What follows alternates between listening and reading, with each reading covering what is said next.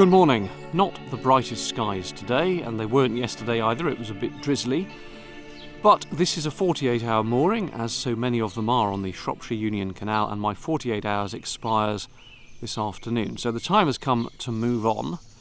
I'm nearly at the end of the Shropshire Union Canal, so the plan for today is to reach that end at Autherley Junction and then turn right onto the Staffordshire and Worcestershire Canal, heading south, ultimately towards Stourport, which I should reach, if the weather is good and winds are in my favour and all that, by the end of the week.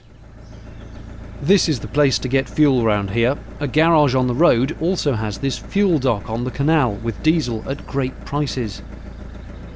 Head past there and through the visitor moorings and you go past a winding hole on the right and towards a lock at the end.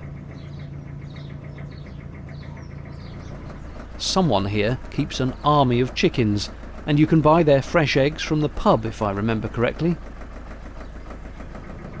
There are permanently moored boats on the right. It's a good spot, I think, since there's also a CRT facilities block on the left, with not one, not two, not three, but 4 water points. And you've got LSAN, pump out and toilets. That's me up on the lock, emptying it and opening the gates. There's another boat waiting behind me, which always feels like a pressure to get a move on, unfortunately. Always serenely calm are the swans and the little swanettes. This goose has clearly had enough of being photographed by passing boaters, though, and steadfastly refused to show its face for the camera. Come on, turn round.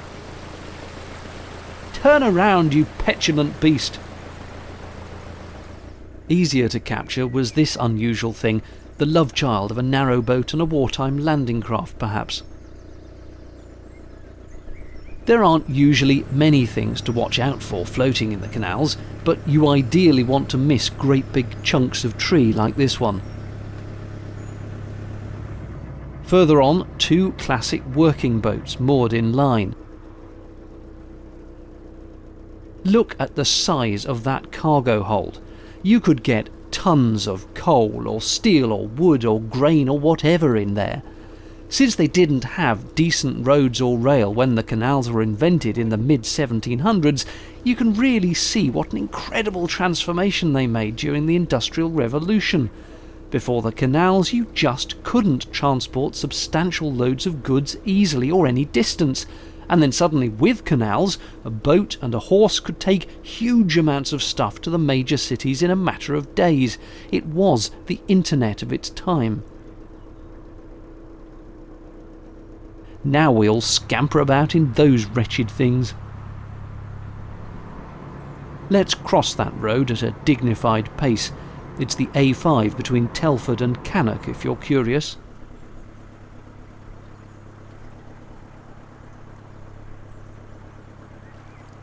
Then we get to another long stretch of moored boats. Very busy here as I came along.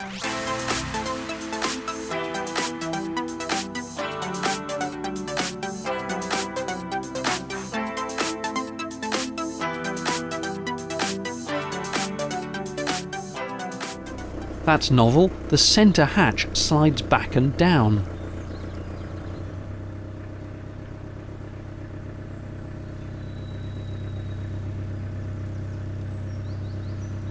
At this point there was another boat seemingly catching me up, so I decided to let it go past, and a good thing too, because soon after the canal goes through 2 really narrow bits, so they got to go ahead and potentially meet any oncoming traffic first, although in fact we were very lucky in that there wasn't any. See what I mean? You don't want to be the boat that has to reverse along this stretch. And another bit. They were all marked in the guidebook, so you know they're coming, but that doesn't actually help if it gets busy. At last, out into the open again.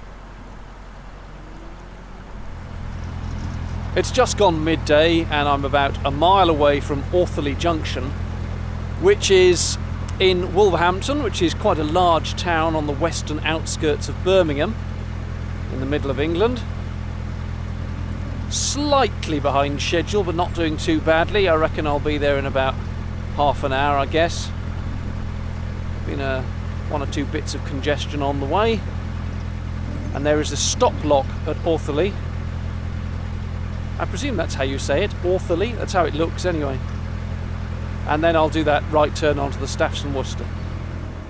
As you approach the junction, you first go past the Wolverhampton Boat Club with its private moorings on the right.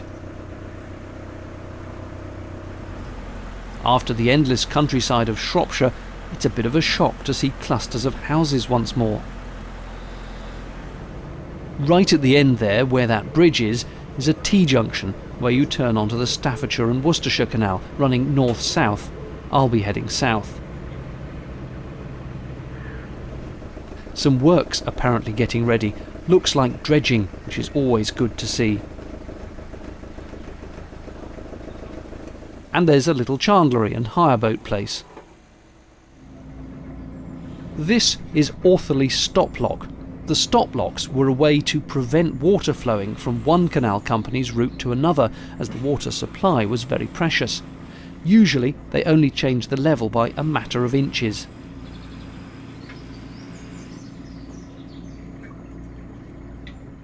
Through that, and with the help of a passing boater who's checked to see whether anything's coming for me, I can steer out and do a 90-degree turn to the right.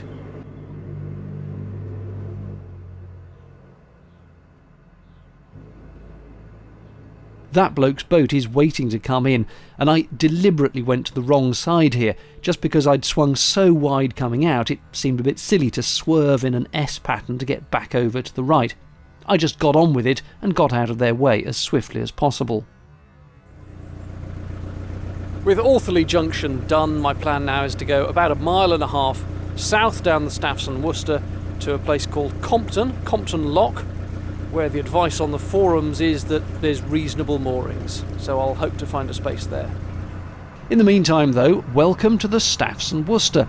I've heard a lot of positive things about this canal, so I'm looking forward to seeing what it has to offer. The first thing that strikes you is that it looks a bit river-like, with the reeds reaching up from the bottom, and the water itself is astonishingly clear for a canal. I'm sure this heron appreciates it. I'll take any guesses as to how many bricks were used to build these. Almost straight away you go past the junction with the main line into Birmingham. It's one of the classic canal routes, but I'm not a fan of urban travelling, so I'll keep going south. I was told this canal had plenty of places to moor, but so far all I've seen is this, which is not the best.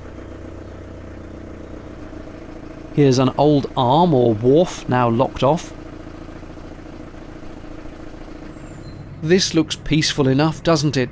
Quietly moored boats to one side, a couple of bridges ahead, but I'll tell you now, disaster is looming. Looming, I tell you. For just as I came up to this bridge, I spotted a boat coming the other way, and used just a little bit of reverse to slow down. Now this was fatal, as I promptly picked something very substantial up around the propeller.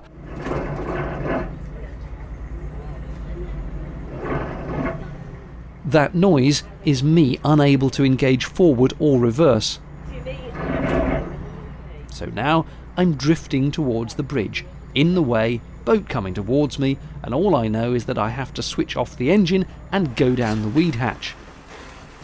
This is me gently crashing into the bank, helplessly, but actually in the process of getting out the way, which was lucky, and there's no other boats coming behind this one. While this is happening up front, I've got the weed hatch open and am staring in disbelief at what's down there, which is this, an entire sleeping bag. Luckily it pulled straight off, but oh my word, it dumped so much water into my precious dry bilge. I will get rid of it at the next waste point. Onwards, undaunted, and breathing a sigh of relief that the problem was so easily sorted.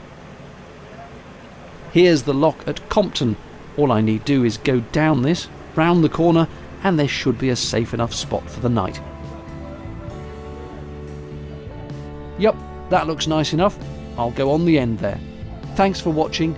Cheerio.